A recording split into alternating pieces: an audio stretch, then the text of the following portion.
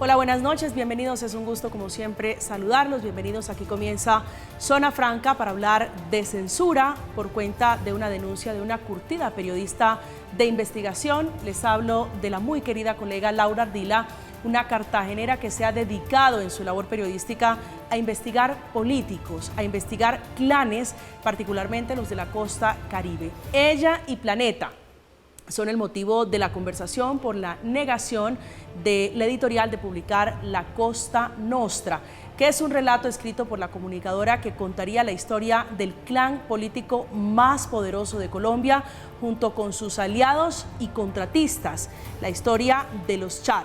La publicación, entregada en su versión final en abril de este año, debía publicarse antes de las elecciones regionales de octubre de este año, pero eso no ocurrirá, no por lo menos bajo ese sello de esa casa editorial. ¿Es censura? ¿Por qué decidieron no publicarlo? ¿A quién beneficia la no publicación de ese documento? ¿Hubo presión para que no se publicara? De los Char, de la bochornosa bienvenida también que le dieron a Bernardo el Ñoño Elías en Sagún, Córdoba, un hombre condenado por corrupción, del hombre Malboro. Vamos a hablar esta noche en Zona Franca. Bienvenidos.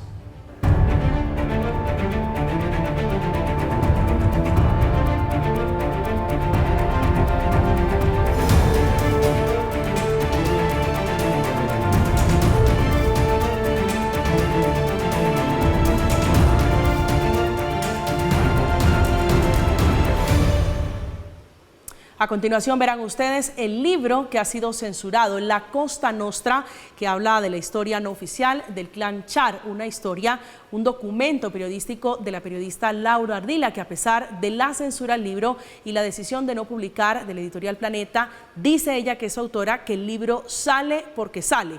La solidaridad no ha sido poca con esta periodista y con la decisión de no publicar el documento de interés público. Me ha sorprendido de manera muy grata ver esta ola de solidaridad que ha habido en las últimas horas, y eso alienta mis ganas y mi compromiso de que el libro pueda ver la luz. Por supuesto, es muy importante, es fundamental para que esto pase, que la editorial me devuelva el manuscrito. El propósito es que el libro se conozca antes de estos 3 meses, casi 4 meses que quedan para las elecciones de octubre. Hemos invitado para la conversación, para la discusión de esta noche, a la doctora Laura Bonilla, subdirectora de la Fundación Paz y Reconciliación Pares. Doctora Bonilla, un gusto como siempre saludarla. Bienvenida a Zona Franca. Muchísimas gracias por invitarnos siempre y por tenernos en cuenta, y pues unos buenos días a la audiencia. Gracias a usted por aceptar esta invitación. Está Juan Falconer, es analista internacional, docente, un hombre muy conocido, ustedes ya lo han visto en esta mesa en otras oportunidades. Doctor Falconer, un gusto, bienvenido, buenas noches. María Camila, un placer estar aquí. Laura, también un placer compartir, y con el panelista que nos acompaña. Gracias. El otro panelista que nos acompaña, pero de manera virtual, remota, es el doctor Javier Parga, fue viceministro de Trabajo. Doctor Parga, buenas noches y bienvenido. A usted, María Camila, muy buenas noches. A Laura y al otro compañero, muy buenas noches a toda la audiencia de Zona Franca. Gracias, doctor Parga. ¿Cómo está viendo usted esto? ¿Hay o no hay censura en lo que se ha denunciado por la colega, por la periodista Laura Ardila, la decisión de no publicar el libro La Costa Nostra? Yo creería, María Camila, que es evidente la censura. Ya Laura lo ha dicho muy bien en las varias entrevistas que ha dado y en lo que ha expresado sobre el tema. Es claro que al preparar su documento, su libro, y al permitir que sobre ello se esclarezcan una serie de situaciones que están pasando en la costa atlántica con el clan de los Char, pues no permitir que este libro se publique, evidentemente es una censura, y no solamente es una censura, sino que es una coartación al derecho a la información que tenemos todos los colombianos. Doctora Bonilla, ¿usted qué lectura tiene de lo que ha ocurrido, de la decisión de Planeta de no publicar el libro? Pues la misma, es decir, censura. ¿Usted cree que hay censura a Laura Ardila? Claro, vamos al libro, a la investigación de Laura Ardila, pero además se me hace muy raro porque es una censura que viene de España, o sea, es una censura que en Madrid se define no publicar el libro, cuando Planeta ha sido históricamente en Colombia una editorial, a nosotros nos publica, digamos, hace muchos años a la Fundación, estuvo el libro de los clanes políticos que mandan en Colombia, que perfectamente también pudo tener muchísimo riesgo de demandas por diferentes clanes. Digamos, ha sido una editorial muy comprometida con la libertad de expresión, entonces, pues no solamente censura, sino que es realmente extraño que pase con la investigación de Laura Ardila lo que está pasando y que eso se decida desde Madrid. Juan. Bueno, pues María Camila, yo creo que efectivamente acá sí hay un tema que podría dársele la lectura en algún momento, de que sí hay una censura, porque si bien es cierto, la editorial conocía con bastante tiempo, con bastante anterioridad, los riesgos jurídicos que se corren cuando se hace una publicación no oficial con una información, una investigación. Entonces, que estos sean los argumentos que a último momento llevan para que no se haga la publicación, sí tiene un tinte que parecería de censura. Considero que la editorial sí está cometiendo un error y seguramente no era el mejor momento para publicar, porque podría tener unas digamos, incidencias en lo que tiene que ver con la contienda electoral que se aproxima, pero tampoco justifica para que esta sea la decisión. Yo creo que esto queda muy grave. Ojalá devuelvan rápidamente el manuscrito y pues se pueda circular por los diferentes medios o las diferentes editoriales que sí quieran publicar. Usted trae a la discusión, doctora Bonilla, un tema interesante y es la publicación que hace un par de años hizo tal vez León Valencia sobre los clanes políticos. ¿Cuál es la diferencia entre una y otra publicación si al final de cuentas estamos hablando de políticos, de poder político y en muchos casos de ese manejo bien o mal que se le ha dado a la política en la costa? Yo creo que la única diferencia, pues es decir, no conocemos a profundidad la investigación de Laura, sabemos que es una periodista altísimamente competente, probablemente la investigación es impecable, como lo han dicho mis colegas en términos periodísticos, entonces que no vería, digamos, realmente una diferencia muy profunda con lo que nosotros hemos venido haciendo, pues muchísimos años de denuncia a los clanes políticos. Antes de eso hicimos las publicaciones de la parapolítica, digamos que nosotros justamente en la Fundación hemos sido personas que hemos producido libros supremamente polémicos, digamos bajo la tutoría de León Valencia o incluso bajo la tutoría de Ariel Ávila o incluso cuando Claudia López participó de la Fundación, o sea, hemos sido todo menos gente tranquila. Y lo que realmente me sorprende mucho es por qué hoy, por qué ahora y por qué desde España, cuando, digamos, la política editorial de estas casas gigantes ha sido nunca inmiscuirse muy fuertemente en asuntos domésticos de otras de sus oficinas. O sea, no es habitual que España diga censura un libro en Colombia y no es habitual que España diga censura un libro en Brasil o en cualquier otro lado del mundo, mucho menos para un grupo editorial de esas características. O sea, sinceramente tuvo que haber pasado algo y no acá, allá. Doctor Javier. Sí, no solamente es extraño, sino que yo considero que es evidente una interferencia originada en Colombia. Yo no le echo la culpa a España, a mí me parece que esa interferencia se genera aquí en Colombia, el poder que tienen los char es muy grande y creería yo que ese poder ha trascendido las fronteras del país y ha llegado a España para que suceda esto. Pero indudablemente no se genera en España, yo creo que la censura se genera aquí en Colombia y más por el poder económico que tiene el clan de los Char. Pero usted cree, es decir, estamos en el terreno de las especulaciones porque Planeta no ha dado, doctor Javier, las explicaciones sobre la decisión de no publicar. ¿Usted cree que aquí hay detrás la presión, la llamada, el hagámonos pasito? Yo creería que no solamente una llamada, detrás de la llamada hay todo un chantaje y es que existe esta presión que viene, no me cabe duda, obviamente todo esto es especulación, pero los hechos lo muestran claramente, es que no hay posibilidad de que se censure un libro, si no es porque alguien interesado en que no se publique, pues haga la presión debida hacia quien lo debe publicar, en este caso Planeta, y en el caso que nos ocupa de quién ha hecho la presión, pues es indudable que ha sido el clan de los Char o alguien muy cercano a ellos que está interesado, conectado para que esto no se pueda conocer y sobre todo pues los colombianos no nos enteremos de este magnífico o magnífica investigación que ha hecho la periodista Laura Ardila. Juan. Bueno, yo sí tengo que contradecir lo que está diciendo el panelista porque yo sí creo efectivamente que no se conocen los argumentos y también pongo en tela de juicio que un clan político en Colombia tenga tanto poder para que se tome una decisión de estas desde España. Es decir, sí hay que conocer los verdaderos argumentos por los cuales no se va a sacar este libro, pero digamos, calificar o decir que hay algún interés por parte de los char para que no se publique el libro, yo la verdad sí lo cuestionaría muchísimo más cuando no hay pruebas, no hay unos argumentos sólidos y adicional a eso, digamos, por ejemplo, si bien es cierto que el libro coge popularidad por esta situación que está viviendo de que esté censurado, también es cierto. Ese es el efecto adverso, si querían Exacto. taparlo, es contrario. Todo el mundo ahora quiere leerlo, todos tenemos curiosidad, los que unos de pronto por una u otra razón no conocían el libro, ahora seguramente saldrán a adquirirlo cuando se logre publicar, entonces el efecto fue el contrario. Y adicional, por ejemplo, con los chats también pasaría un tema particular.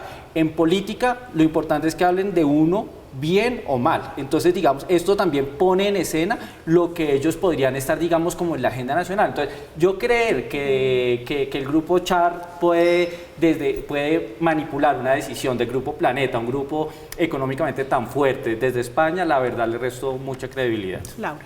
No, pues digamos que yo llevo 20 años cerca de esto y si algo me ha pasado es que yo ya perdí mi capacidad de asombro en el alcance que pueden tener un grupo político, incluso en Colombia. Yo creo que los char ya son mucho más que un clan político de una región. Digamos que la característica de ellos es que lograron romper todos los límites y barreras. Ellos siempre van a estar en la agenda nacional. Hoy en día dictan parte de la agenda nacional, pero también tienen una influencia empresarial importantísima. Entonces, puede ser, o sea, no lo sabemos, seguimos en el terreno de la especulación. Hay un escenario y es que una abogada en Madrid X dijera efectivamente hay riesgo para la editorial y bloquear el proceso, pero también hay otro escenario en que ocurriera la llamada y esa llamada dijera, bueno, ustedes bloquean este libro, bloquean esta investigación periodística o simplemente nosotros dejamos de hacer negocios con X, Y o Z empresa. Vamos, porque España también tiene unas inversiones en la costa caribe muy importantes. Entonces, solamente para darte un ejemplo, los únicos proyectos que están hoy prácticamente aprobados y en operación para la transición energética, energías eólicas, están justamente en un área que está entre el Atlántico o sea, hemos dicho, en esa área muy cercana a Barranquilla, donde los char pues tienen un altísimo control. Hay intereses aquí Yo creo económicos. Que sí, pueden haber intereses económicos, los char siempre lo han tenido y eso pues sí tendría mucho más sentido en que alguien le haga caso al otro lado del océano, si ese es el escenario. Ahora, estamos en el terreno de la especulación. Yo creo que Planeta no va a responder, es decir, el mercado editorial en Colombia es pequeño, por más que nosotros compremos todos los libros habidos y por haber, digamos, es muy importante para el país, es muy importante para la información, va a ser muy importante para Laura Ardila como periodista y como autora, pero para Planeta perder el mercado de lectores colombianos es una pestañita en un océano. Claro, pero digamos también puede pensarse que hay unos compromisos de orden contractual, ¿cierto? Y Planeta va a entrar a incumplirlos y adicional a eso, yo insisto, el poder de los char de pronto en Colombia evidentemente es muy fuerte, pero de ahí a poder, digamos, cambiar una posición de una editorial tan grande que viene operando, yo la verdad se lo pongo en cuestionamiento. Y adicional también habría otro tema que habría que revisar en torno a esto y es que el libro finalmente puede salir por cualquier editorial, entonces digamos al final del ejercicio, entonces ¿para qué este desgaste si al final del ejercicio el libro puede salir por cualquier otra editorial o el libro ya tiene la suficiente popularidad? Yo creo que estamos, Juan, en el terreno de conjeturas, de las suspicacias por la forma en la que se dio, pero quiero darle un ingrediente adicional para intentar hilar sobre la discusión, y es la renuncia de Juan David Correa, que era el director literario de Planeta, que se origina como consecuencia de la decisión de no publicar el libro. ¿Eso no le dice algo a usted sobre lo que ocurrió internamente en Planeta? Que hay un inconformismo, efectivamente hay un inconformismo al interior de la editorial, eso nadie lo pone en cuestionamiento. Yo lo que insisto es que no creo que nosotros tengamos un poder para manipular, digamos, la editorial desde España, pero sí hay un inconformismo y ese producto, digamos, de la renuncia de estas personas, evidentemente pues quiere mandar un mensaje. Entonces, el inconformismo sí lo hay, el poder hasta allá yo lo pongo en cuestionamiento. Doctor Parga. Pues me asombra la ingenuidad de Juan. creo yo que, así como él lo dice, es una creencia de él. Él tampoco tiene evidencias de que no hay esa presión hacia la editorial. Yo creo que he estado en estas lides del poder, no solamente del Estado político y económico, sé del poder que tienen los chats, no solamente económico, sino político. Yo creo que aquí se combinan ambos poderes, el poder económico y el poder político. Creo que hay muchos intereses económicos de por medio en la costa que evidentemente, como lo decía la compañera ahora, hay muchos negocios que interesan a España y obviamente que tienen que ver con la región Caribe, y eso está de por medio con el plan de los Chad, que tiene también muchos intereses allí en grandes negocios en la costa atlántica. Creo yo que ahora con el tema de las energías alternativas, pero el poder político para mí es el fundamental, y creo que han ejercido ese poder, y así como lo dice Juan, él cree que no, yo creo que sí. Obviamente en las especulaciones cualquier cosa puede pasar, no tenemos la certeza, ni que no se ha hecho la presión, ni que sí se ha hecho, pero conociendo al clan de los Chad y cómo actúan ellos, no solamente en la parte económica, sino en la parte política, creo que es evidente la presión que han hecho este clan hacia la editorial o hacia cercanos a la editorial, precisamente para que no se publique el libro. Me imagino que el libro, obviamente no lo he leído y me gustaría pues, obviamente ya conocer el contexto del libro para poder hablar un poco más en detalle de él, pero los deja muy mal parados en todo lo que es sus negocios, sus negociados y su influencia en la vida política nacional. Ahora, cuando uno observa esto también, en la influencia que han tenido en otros aspectos, que no son ahora el caso específico de la editorial, y que, como también lo decía el panelista, se puede publicar por otra editorial, no importa, pero ellos van a hacer la presión por toda la capacidad que tienen para que esto, que me imagino yo, que sacaría a la luz pública las formas en cómo han venido actuando, no solamente en los negocios, sino en la vida política, pues los deja muy mal parados, y creería yo que eso sí es la evidencia real de por qué ellos están queriendo censurar el libro a través de la presión que hacen hacia la editorial. Yo quisiera en este punto, a mí me parece importante en este punto resaltar que, digamos, si bien es cierto, todos estamos hablando desde suspicacia, solo sabemos unos eventuales riesgos jurídicos que advierte de un documento no oficial por parte de la, digamos, claro, la parte pero usted jurídica. se pregunta cuándo entregaron el libro. Hace 2 años Exacto. hablan del libro, había un contrato, y entonces usted empieza a hacerse preguntas, ¿por qué lo paran? ¿Y por ¿A qué quién ahora? beneficia? Exacto, digamos, por ejemplo, ahí es donde está el tinte de censura, pero digamos lo que yo insisto, y por ejemplo quisiera contradecir un poco al panelista, tiene que ver en torno a que el clan Char podrá hacer lo que quiera y todo. Si el libro se va a publicar, se publica por Amazon de manera gratuita, o sea, por donde sea, plataformas. Depende si y todo. Planeta devuelve el manuscrito, ahí no lo sabemos, ese es otro punto. Lo que pasa es que es muy distinto porque Planeta contrata el libro, o sea, toda su creación. No estoy tan segura, mis colegas abogados me corregirán si me equivoco, pero si Planeta no devuelve el manuscrito, prácticamente a Laura le toca empezar otra vez la investigación y hacer una cosa completamente distinta, porque la demanda viene hacia ella. Si ella lo publica, ella como periodista, digamos que es la parte más frágil del asunto, es la que terminaría siendo demandada por la editorial. Es decir, que la editorial sí que puede ejercer una censura mucho más fuerte si no le devuelve el manuscrito el libro, a Laura. el documento como tal, ¿le pertenece a Planeta? Eso es lo que tenemos que saber, de averiguar específicamente con el contrato. Tengo entendido que el libro le pertenece a Planeta y que él debe voluntariamente devolverlo. Si no lo devuelve, Laura puede publicar, digamos, otro compendio de sus investigaciones, pero prácticamente la obligan a volver a rehacerlo. O sea, sí que hay un castigo sobre la periodista y sí que hay censura en ese caso. Laura, sobre Laura Ardila, quienes conocemos su trabajo, quienes hemos seguido su trayectoria, sabemos de su seriedad, de su rigurosidad, y hemos leído a lo largo de los años investigaciones diversas sobre políticos y sobre corrupción y clanes políticos. ¿Qué de diferente, que es la pregunta alrededor, iba a contar o se podía contar en ese libro o qué tan grave se podría contar en ese libro que no se conociera, por ejemplo, de los Char?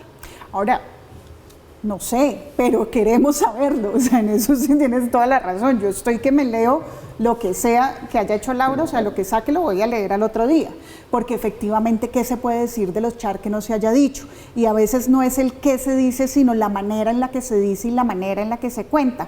O sea, recuerda que no es gratuito que muchos clanes políticos en el mundo han caído por investigaciones periodísticas y muchos grupos políticos en el mundo, digamos, se han cimbroneado por investigaciones periodísticas. Te doy un ejemplo, las investigaciones sobre el Vaticano y el abuso sexual a menores, todo el mundo lo sabía, todo el mundo hablaba de eso, habían un montón de testimonios, pero fue hasta que un grupo de periodistas cogieron y sacaron algo completamente organizado, verificado, que efectivamente se puso en tela de juicio. Nosotros mismos, cuando sacamos las primeras investigaciones de la parapolítica, esas investigaciones terminaron siendo parte de lo que la Corte Suprema de Justicia toma como contexto para desarrollar los casos judiciales. Entonces sí que una historia bien contada puede ser más que poderosa. Sí, usted, doctor Javier, que se estaba riendo, yo creo que coincido con usted en la percepción de que si antes no había el morbo, hoy sí quiero leer el libro y quiero saber qué era lo que iba a contar Laura Ardila. ¿Por qué su risa? ¿Usted también cree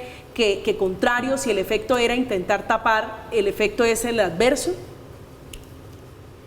Sí, obviamente que aquí existen cosas también contractuales y legales que habría que tener cuidado con ello, sobre todo la relación de Laura con la editorial Planeta, toda vez que esto se hizo a través de un contrato para desarrollar la investigación y luego la publicación. En ese sentido, digamos que el dueño del material que ha producido Laura es hoy día Editorial Planeta. Pero eso no obsta, y ahí es donde yo un poco con sorna puedo decir que si bien Planeta se puede guardar todos esos documentos que ha producido Laura, pues Laura tiene la capacidad también de producir otro documento que no esté amarrado a la parte contractual de hoy día con Planeta para sacarlo en otra publicación que ya pudiera ser con otra editorial o en otros medios, y que por esa vía nos enteremos de qué es lo que ha descubierto. Pero quiero ir a ese segundo terreno. Obviamente nos... Doctor Javier, es que justamente sobre los tiempos que para estos efectos importan, a Laura le importan los tiempos. Ella quería que se publicara antes de las elecciones regionales. Para esos efectos, es decir, creería que no se va a alcanzar, pero usted cree que ese libro, esa publicación, que no sabemos realmente qué contenido, qué de diferente o qué nuevas historias tendría la publicación, pero usted cree que cambiaría en algo la realidad, la percepción en el Atlántico de un clan tan poderoso como el clan Char? Yo creería que es estratégico parar la publicación del libro a 3 meses de las elecciones de octubre. Usted sabe que el clan de los Char siempre ha manejado políticamente las elecciones del Atlántico y de los municipios de fuera de Barranquilla y de Barranquilla mismo.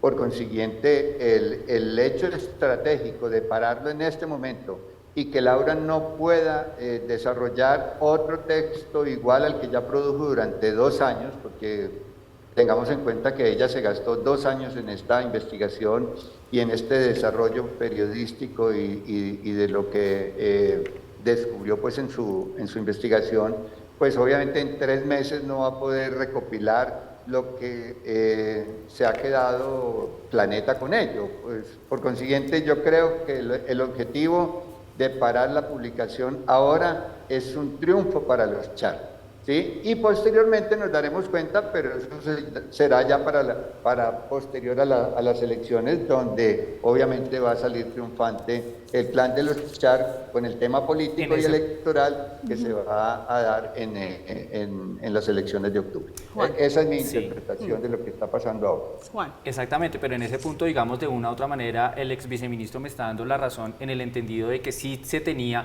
un interés en dar un impacto político que afectara a las posibles elecciones regionales, porque es que se va a hacer a un par de meses de las elecciones. Entonces yo sí creo que lanzar esta bomba tenía una intención política y seguramente eso habría sido uno uno de los riesgos que habrá medido la editorial, ¿no? Ya que estamos haciendo suposiciones, podemos partir del hecho de, antes de las elecciones regionales, puede tener un impacto en una ciudad muy importante para Colombia, entonces no lo vamos a publicar. Pero es que para eso lo suspendes, te haces el bobo, claro, haces plan tortuga, pero no paras la edición. Sí, pero digamos en el entendido es que sí se quería de pronto un impacto político, y yo creo que ese sí fue un error de cálculo haber intentado hacer esta publicación un par de meses antes. ¿Pero de quién? ¿De Laura? Pues digamos, acá hay un engranaje, claro, sí. Laura, pero es que sí hay un engranaje y yo entiendo esa posición, pero al final del ejercicio, tanto ella como la editorial, como todos los actores que estuvieron ahí, sí deben haber sido consecuentes en que el impacto y la improcedencia de la fecha, o sea, eso sí iba a tener un impacto de las elecciones. Ahora bien, el Clan Char tiene, o sea, digamos, en los sondeos de opinión, ellos tienen casi el 90%, casi tienen la alcaldía y casi tienen una gobernación garantizada, pero sí hay un impacto económico y seguramente el libro había generado un impacto. ¿Usted cree que una publicación de estas golpearía esa favorabilidad de los Char? Los golpearía, pero no lo suficiente para que ellos perdieran las elecciones regionales. Creo que es un clan poderoso, pero en todas maneras sí genera un impacto y sí genera un cuestionamiento y una perspicacia digamos, en la agenda nacional. Entonces sí tiene un impacto y eso, digamos, es importante. Claro, pero eso es lo que hacemos prácticamente todos en la profesión, en el gremio. Es decir, cuando uno es periodista, uno saca sus investigaciones cuando van a ser más leídas. Entonces yo no me pongo a hablar de elecciones cuando el tema es Navidad. Yo hablo de elecciones cuando vienen las elecciones. Obviamente, pues si Laura iba a publicar este libro, pues qué mejor momento que hacerlo ahorita después. Ahora, el libro antes de las elecciones regionales. Ahora, perfectamente también puede ser un libro muy vendido después de las elecciones regionales. Yo salgo y digo, el recién elegido alcalde de Barranquilla, Tim. O sea, creo que ahí no había una intención política de Laura, digamos, de decir, porque no hay, es decir, Laura Ardila no participa en elecciones, no pertenece a un grupo político, es una periodista que tiene una investigación bastante seria sobre un clan político en la costa atlántica, claro, sí que tiene mucho poder. Claro, pero tiene un interés, digamos, de que su libro sea bien vendido. Sí, pero eso no es un interés político, Juan. No, yo no estoy diciendo que sea político, pero sí estoy diciendo que puede tener un impacto político, que es diferente. Pero un impacto político está mal, es decir, que una investigación periodística tenga un impacto político, sí. ¿Es incorrecto, es indebido? Es que a mí me parece que ahí es donde podría entrar el Grupo Planeta a pensar, no es conveniente la publicación del libro porque podría de una u otra manera interferir en un proceso electoral. Esa podría ser una de las lógicas. Insisto, como tú bien lo decías, no conocemos los argumentos a profundidad, pero uno sí podría empezar a analizar cuáles fueron los aspectos y seguramente el libro será publicado en diciembre y se hubiera vendido dignamente. ¿Por qué hacerlo? Los políticos que tenían 80 y pico de personas en esa lista con nombre y apellido, en ese momento no lo hicieron, incluyendo a los Char, pero en un momento donde tal vez no eran tan poderosos.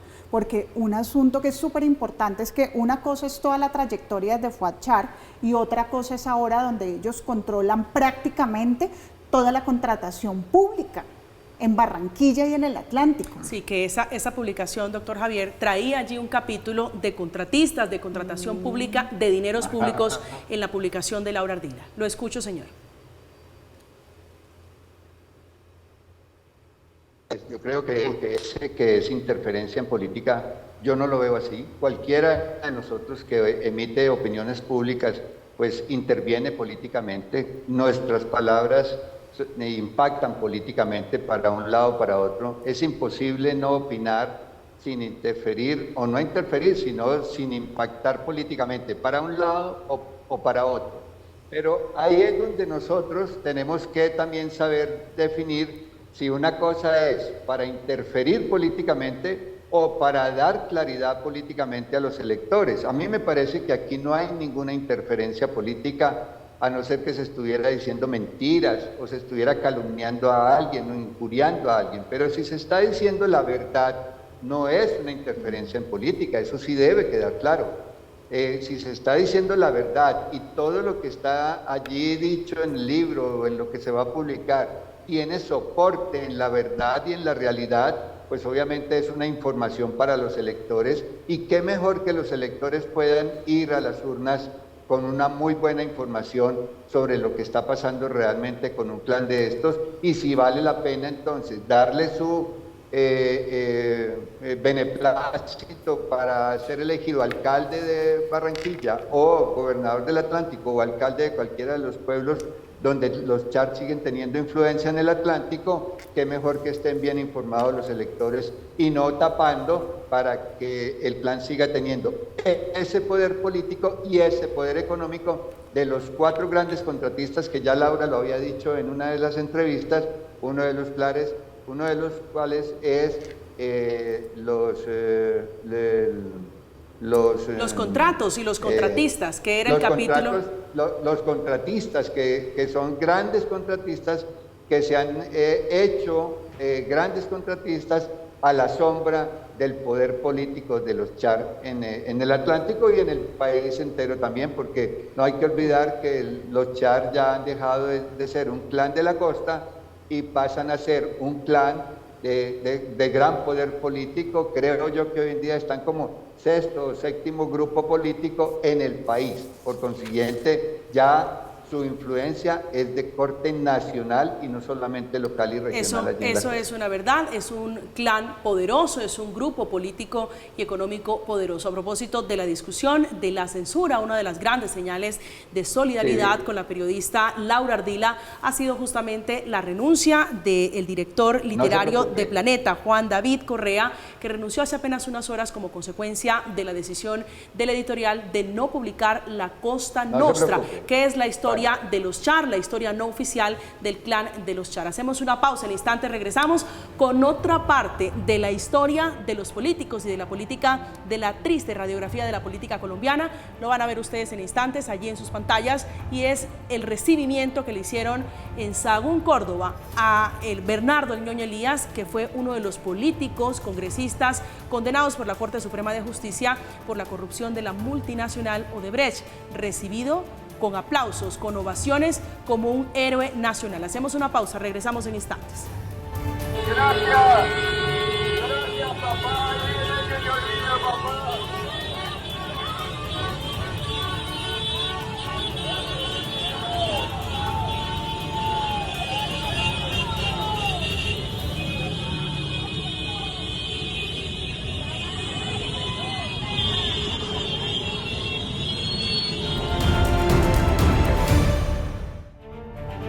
Estamos de regreso esta noche en Zona Franca hablando de políticas, de políticos y de clanes.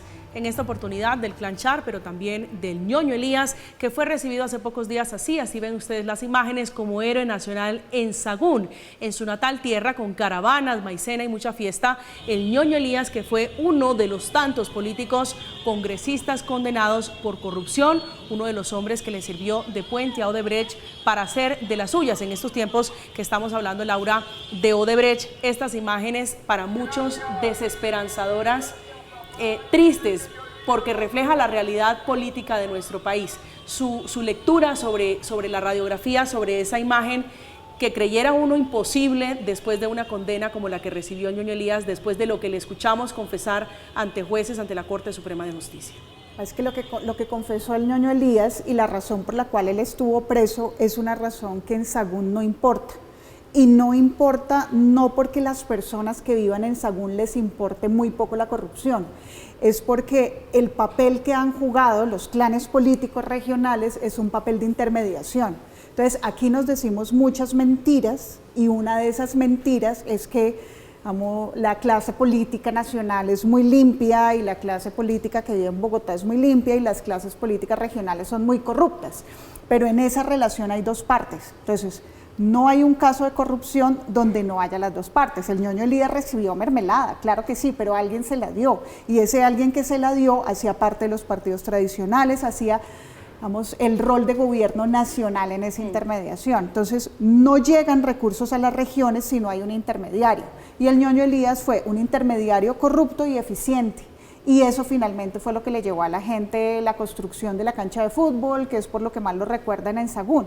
Y otra cosa es que nunca en la historia de Córdoba ha habido un solo político que haya llegado al Congreso de la República que no tenga relación de parentesco o de localidad con las dos ramas principales. O sea, todos los clanes políticos en Córdoba, desde la fundación del departamento, desde el 52, vienen de solamente dos familias. o tú desciendes del burguismo o desciendes del jatinismo, desde 1952. Entonces la pregunta a hacernos es, ¿por qué hay un departamento que lleva desde su fundación con unos clanes políticos que prácticamente constriñen a su gente para que siempre estén votando por ellos? O sea, si tú le dices a una persona es que en Sagún no va a llegar el agua si no votas por el ñoño Elías, pues ¿tú qué vas a hacer? O sea, ¿te aguantas la sed o votas por ellos? Voto por el ñoño Elías, pero uno creería, doctor Javi, ¿usted vio el video, doctor Parga? Sí, obviamente, lo he visto muchas veces y causa la indignación. Observar cómo un personaje nefasto como ha sido pero que es un símbolo de lo que pasa en la politiquería en todas las regiones del país. Yo esto lo veo no solamente en Córdoba, se ve en el Atlántico, se ve en La Guajira, se ve en el Valle del Cauca, se ve en Nariño. O sea, estos planes que han hecho su poder a través de apropiarse o cooptar el Estado a su favor, pues obviamente deja deja toda la indignación posible cuando pasa esto que hemos visto en los videos. La verdad es que yo creo que esto también ha sido parte de esa cultura que hay en el país, que es el dinero fácil, que es estar aliado a las mafias, estar aliado a la ilegalidad. En Colombia tenemos desafortunadamente esa cultura y por eso estos personajes son bien recibidos por un sector de la población que los ve como los héroes que se han hecho famosos y que obviamente detrás de esa fama pues también arrastra a un sector de la población que es el que le hace pues estas loas y estos homenajes, pero que igual se lo hicieron a Pablo Escobar, igual se lo han hecho a Rodríguez Gacha, igual se lo han hecho a los Rodríguez Orejuela. O sea, esta cultura de la ilegalidad creo que ha hecho mucho daño y por eso personajes como estos todavía siguen en la vida nacional con este grado de imagen sobre un sector de la población que aparentemente los aprecia precisamente porque detrás de ellos pues obviamente también tienen un beneficio que es recibir parte de las migajas de lo que ellos se roban y se lo reparten a la población. Bueno, quedamos en manos solo de la justicia, no la sanción social. Juan. Pues sí, efectivamente aquí lo que nosotros estamos viendo es que la comunidad lo que percibe es que temas como los problemas como la corrupción y todo, como no los tocan directamente o no lo perciben directamente, creen que pueden justificarlo. Y es que al ñoño Elías casi que lo convierten como en un héroe, porque es que lo están asociando con temas de construcción, de que gestionó los recursos para un municipio que estaba olvidado, que como tú bien lo decías, se construyó un parque, se construyó un hospital, digamos, hay empleo nuevamente en la región a través de las jugadas que hace el ñoño Elías, pero aquí lo que hay que mirar es que hay que hacer una radiografía, un diagnóstico de cómo nosotros estamos dándole ese protagonismo a personas altamente cuestionadas y que de verdad el ñoño Elías está condenado por corrupción. Y es un tema muy complicado porque aún así él sigue teniendo esos tentáculos y moviendo el poder político en la región. Entonces uno dice, esto es muy cuestionable porque lo reciben como un héroe cuando, como tú bien lo dices, una persona que ha cumplido una condena y que eso se traduce en convertir a las personas en héroes y se está viendo en gran parte del país. Esta sí es una cultura muy peligrosa y acá sí hay que hacer unos cambios estructurales muy grandes porque es que el pueblo está volviendo a héroes, son las personas que no pueden ser. Nosotros muy fácilmente le asignamos a la cultura lo que es estructura. Entonces te lo voy a poner en este sentido. ¿Sí? O sea, te lo voy a poner así. ¿Tú qué tan libre te sientes de votar por quien tú quieres hoy? O sea, ¿tu empleo depende de tu voto? ¿Sí o no? No. O sea, ninguno de los tres tiene un empleo que dependa de su voto.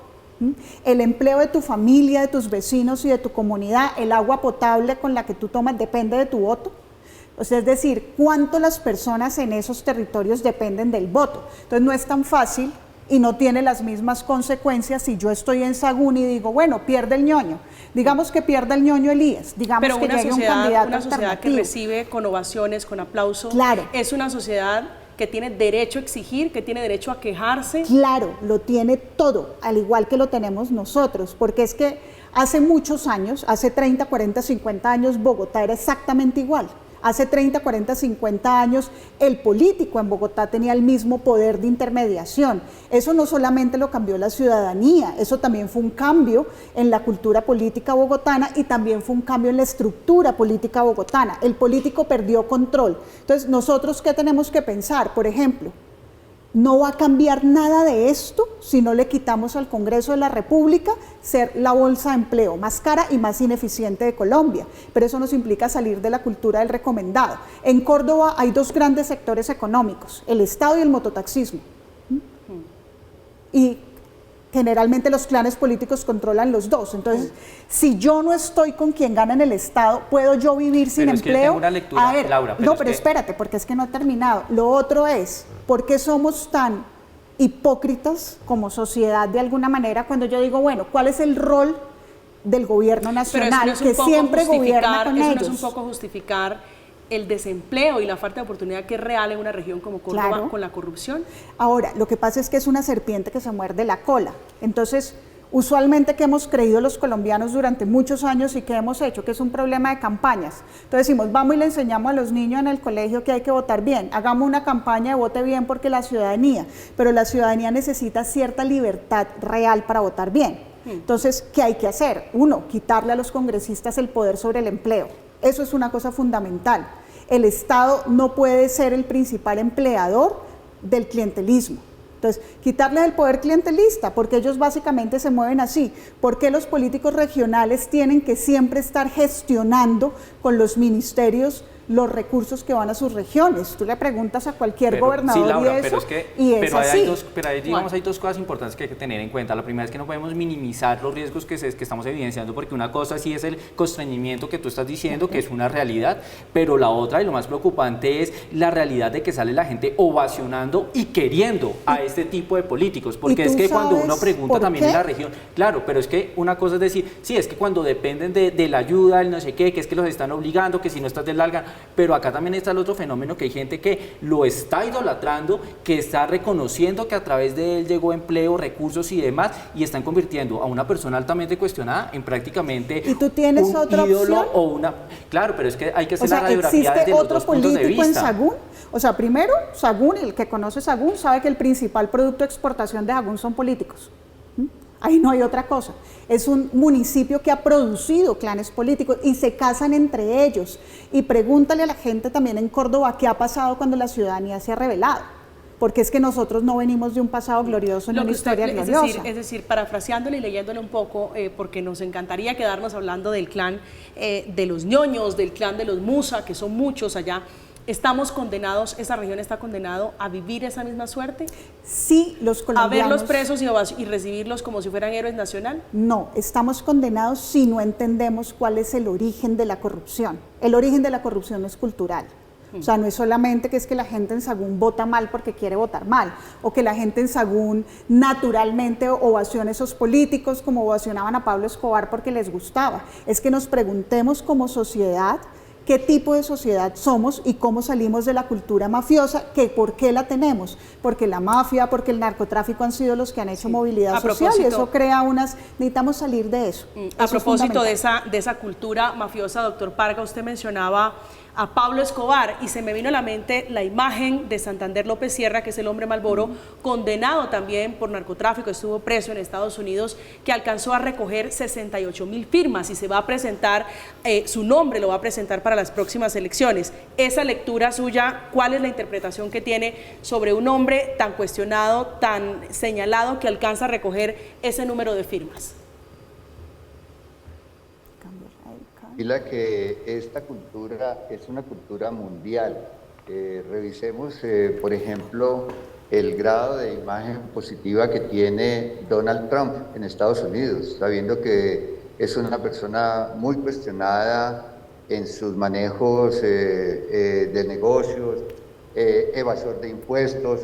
O sea, pareciera que hay todo un analfabetismo político de la cual se aprovechan los politiqueros para tener una cauda electoral que congenia con este tipo de culturas mafiosas. Aquí pasa lo mismo, lo que tú dices, María Camila, con López Sierra a la alcaldía de Maicao. pero pasa igual en Argentina con los Kirchner, pasó en Brasil con Bolsonaro, pasa en Panamá con Martinelli. O sea, ese tipo de cultura, ¿sí?, la observamos muy frecuentemente, y aquí en Colombia, donde las mafias de todo tipo, no solamente los narcotraficantes, los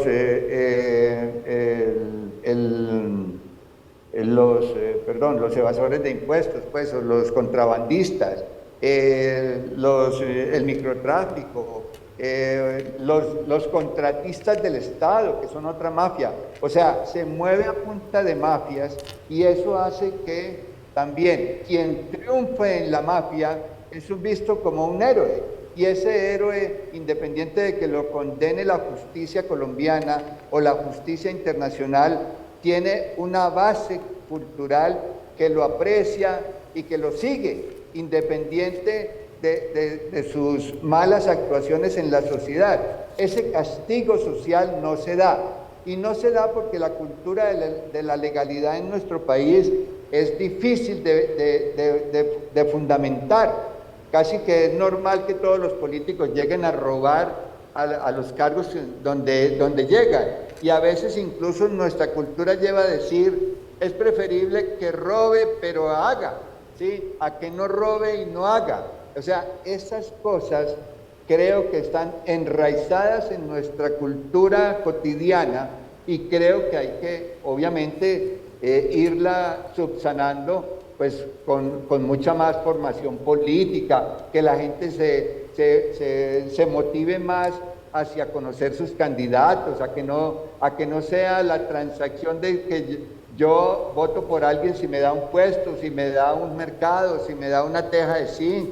No, creo que hay que avanzar en eso. Por eso las grandes ciudades como Bogotá han ido dejando esa politiquería adelante, pero todavía la tenemos en la mayoría del país, sobre todo en aquellas zonas aisladas, donde, aprovechando la pobreza, los politiqueros se adueñan de su caudal electoral, precisamente por los favores económicos que le hace, utilizando la burocracia del Estado, los recursos del Estado, la contratación del Estado. Esto a veces se vuelve un círculo vicioso que difícilmente uno puede romper, aún sabiendo que todo eso entra dentro del campo de la ilegalidad y de las cosas indebidas en el país. Ese es un buen punto. Ganan indulgencias con avemarías ajenas porque hacen política con plata pública, no hacen política con la plata de su bolsillo. Vamos a hacer una pausa en Zona Franca. Estamos hablando de política, de clanes políticos y de políticos corruptos, como el ñoño Elías, como consecuencia de ese video que ustedes están viendo, lo ven allí en pantallas, es el recibimiento que le hacen en Sagún, Córdoba, como héroe nacional, como un héroe de Sagún, Córdoba, el pueblo que lo vio condenado, confesando ante la Corte Suprema de Justicia cómo fue que recibió coimas, cómo fue que recibió la famosa mermelada para hacer de las suyas en el Congreso de la República. Hacemos una pausa, ya regresamos, estamos en Zona Franca.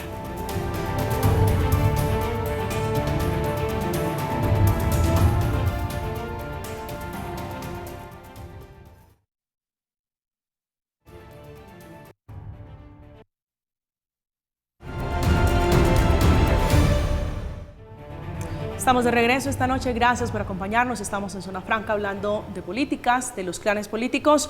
Se nos agota el tiempo. Laura, ha sido un placer conversar con usted. Su reflexión final sobre la discusión de hoy, sobre los clanes, sobre la censura a la periodista Laura Ardila.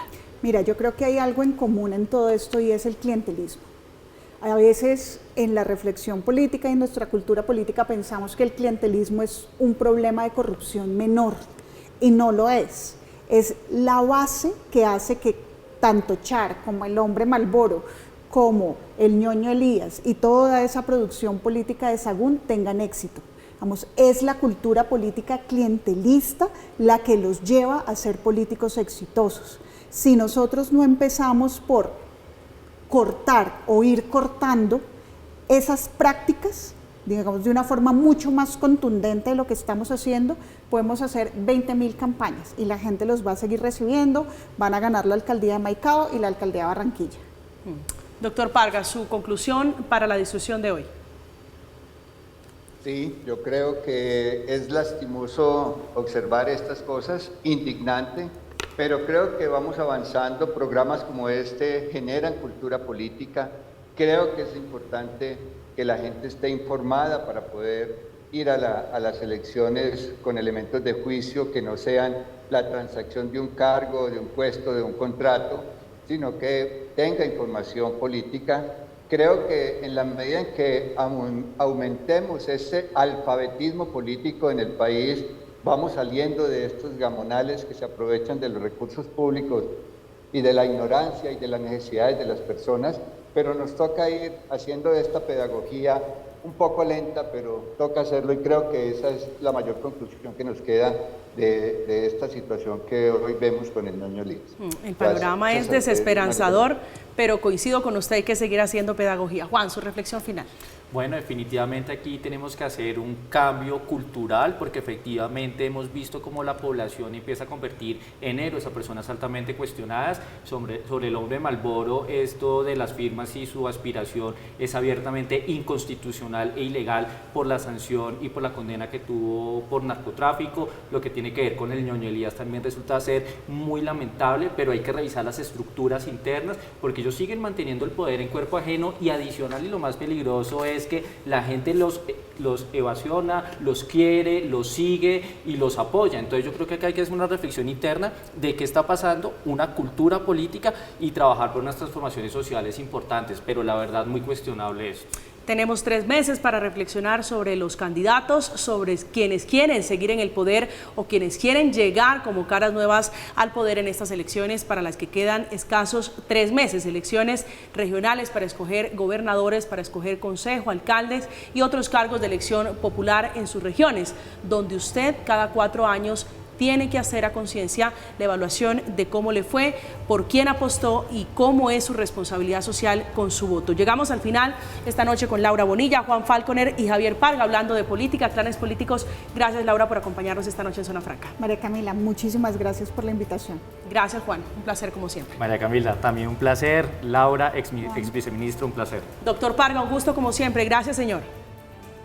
A usted, María Camila, a toda la audiencia de Zona Franca, a Laura y a Juan, un gran abrazo, y bueno, esperamos que sigamos haciendo este aporte a la política colombiana y a la formación política. Seguramente vamos a seguir haciendo pedagogía a pesar del panorama desesperanzador con este recibimiento a ñoño Elías. Llegamos al final, los invitamos para que queden con la programación habitual. A continuación, impacto económico, noticias, información, análisis, para que tome buenas decisiones, para que sepa administrar su bolsillo. Que tenga una feliz noche, que descanse.